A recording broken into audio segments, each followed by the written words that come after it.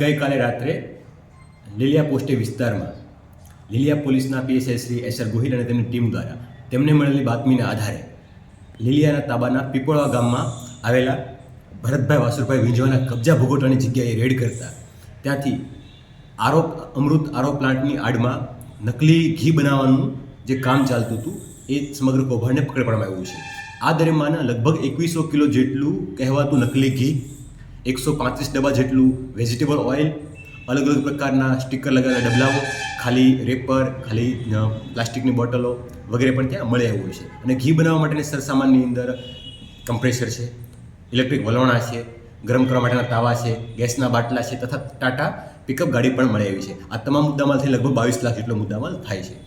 એમાં એ પ્રકારની હતી કે ઔષધા દેશી ઘી નામની પ્રોડક્ટ વેજીટેબલ ઓઇલમાંથી એનકેન પ્રકારે એમાં મિશ્રણ કરી અન્ય વસ્તુઓ ઉમેરી એમાંથી કહેવાતું ઘી ઉમેરી એસેન્સ ઉમેરી ઘી બનાવતા હતા અને ઔષધા દેશી ઘીના નામ ઉપર એમને પેકિંગ કરી અને અલગ અલગ જગ્યાએ વેચાણનું કાવતરું કરતા હતા. આના દ્વારા લોકોના સાસા છેડા કરવાનું ખૂબ મોટું એક નેટવર્ક ધરાવતા હતા.